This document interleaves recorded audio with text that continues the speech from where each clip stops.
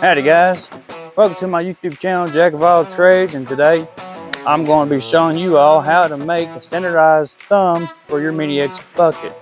So if you got a thumb already with no hydraulic system and no bar to keep it from doing that, you came to the right place, because today I'm going to show you exactly what to do and how to make the right bar for your thumb.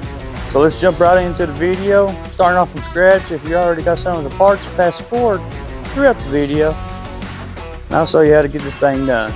Let's jump in it, guys. First thing you got to do is get a piece of square tubing that is 3x3 by, depending on what size your Mini X bucket arm, however long it is, and maybe an extended one, custom.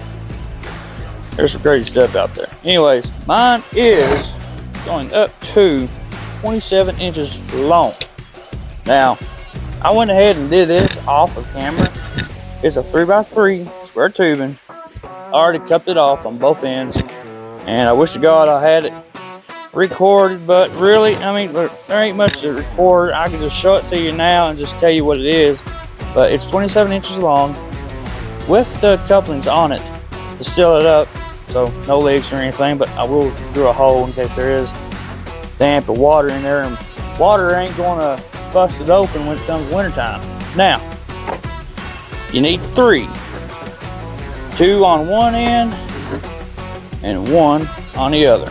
Now, this one I already got cut out. Now, as you can see, it ain't nice and smooth, but here's soon I'm about to show you a very cool die grinder I bought from Harbor Freight, Hercules.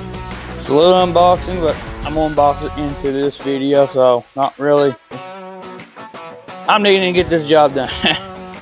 So I needed my holes to be nice and smooth for the bolt to slide in and out for my adapter for my jaw. So as you can see, I already got 2 of these guys drawed out onto a 1/2-inch steel, which are the fish eyes, ears, whatever you want to call them. These guys are 1/2-inch thick. I trust it.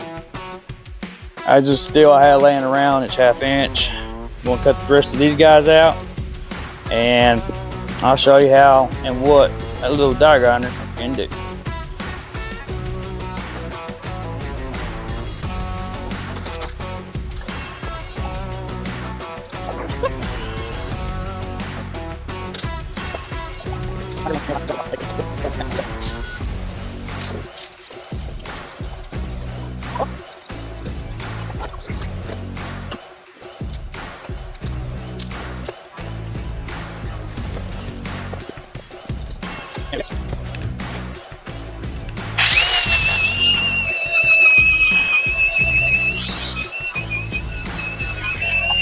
Cut out and clean up the slag off of your ears. Don't forget to put in your little bevels for that root. Let's see if I can get my camera to focus here. Little root, not too much, not too little, just enough for it to have a good strong weld for your bar right here. And after that, I am going to be showing you all what I am using for my bolts or my jaw with a bucket. Until then, I'll show you here in a minute. Alright guys, here is the die grinder I was telling y'all about previously. This is the Hercules battery powered die grinder, and I'm using one of the bits from Chiefs, and this is all available from Harbor Freight. The bits comes with 4-pack, and of course I already got one in it right now, but comes with a pack. About 60 bucks for this pack, and honestly they're pretty darn good, sharp. I'm cutting into steel right now. What's so cool about this Hercules die grinder too is when you hold it, it's got a holding button. Let go of it. Here's also your other handle when you really got to get in there. Let's go ahead and get our hose cut out.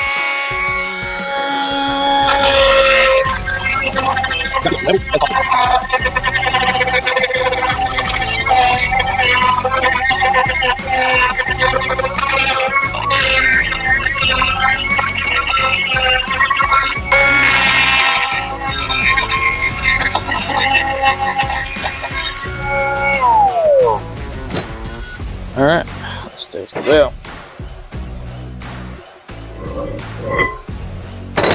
Perfect. Dude, that was literally 30 minutes for all three of these guys. Be nice and board it out. Let me tell you,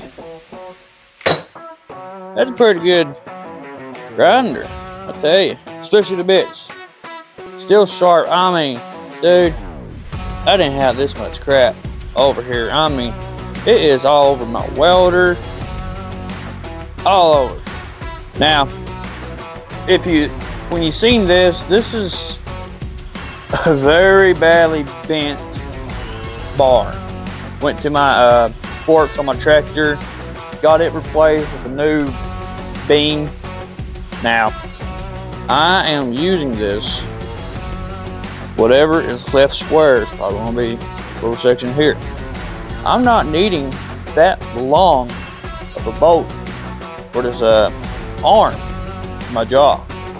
So all I plan on to do, I'm going to get the bandsaw out, cut it straight as it is, compare it to one end to the other, see what I need, and I'll show you all how to do that and what's going on. And right now, let's get to cutting. Alrighty guys, we're cutting into our pins now with the bandsaw, and we're using the pins as the thickness of the pin is 1.5 inches. Now, for the lengthage, we're using 3 inches and 3/4. So that's the lengthage of both of our pins that we're going to cut into.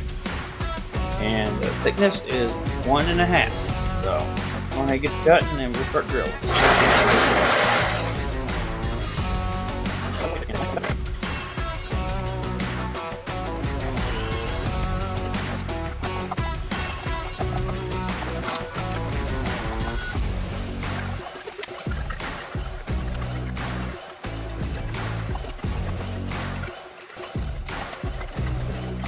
For the clearance for the ear that's already on my arm on that Mini X is a little under 1 inch by 1/8.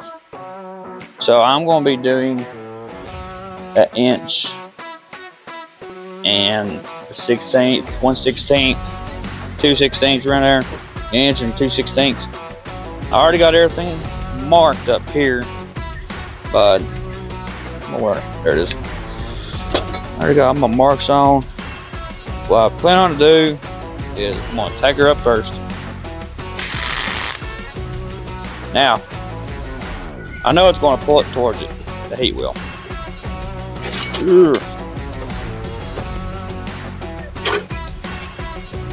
This is where I get my little square.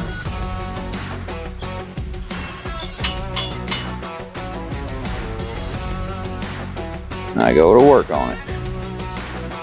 Now, yes, if I go quiet a little bit, it's because I'm thinking.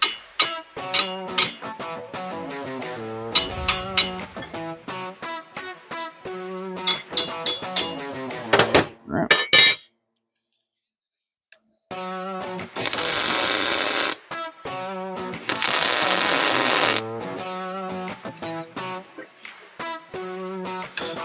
Because I am really making sure before I take this thing and weld it.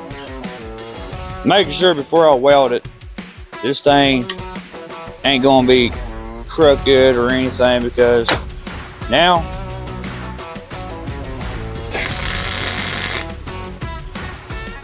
she's ready to be welded. She is all squared up right there.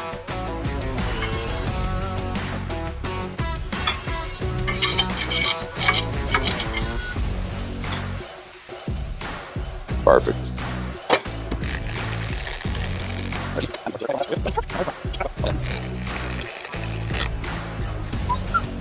And there she is. Now, I want to show y'all what I mean by the clearance on the Mini X. The clearance is literally right here. This is a little under an inch. And what's going on is 2 ears are going to go right here, and that one ear on the other end of the bar will go right in here for the jaw. And after that, she will be looking good and ready to go.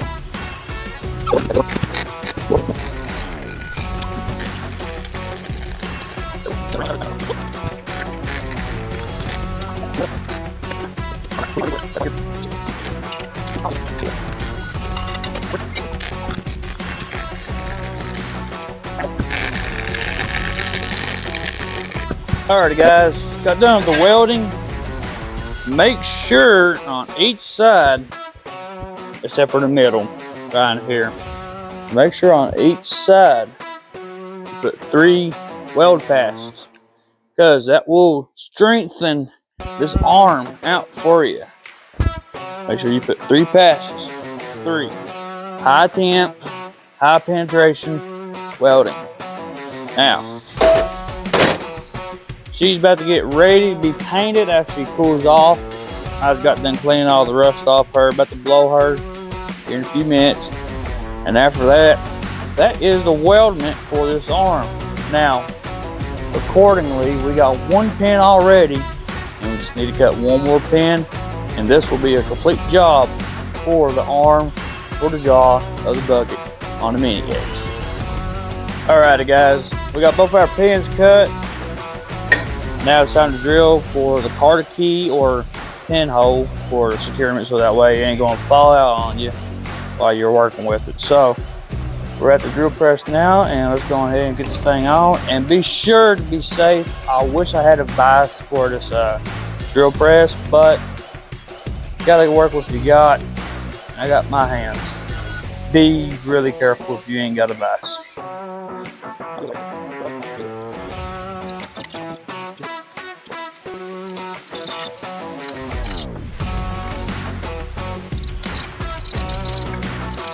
We got both of our pins set to the way we wanted them to be drilled for our keys to be inserted. Now it's time to weld the washers on. Go ahead and tack her up to 3 spots.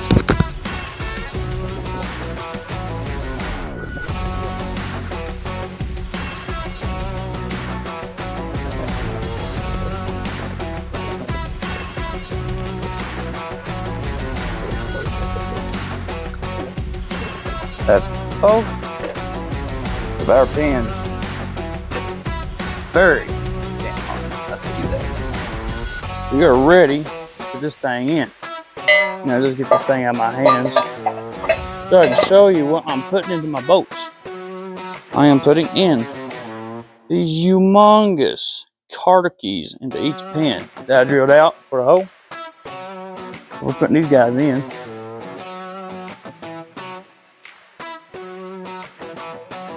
We'll fold that one up later. Right now, let's put the bolt in this one.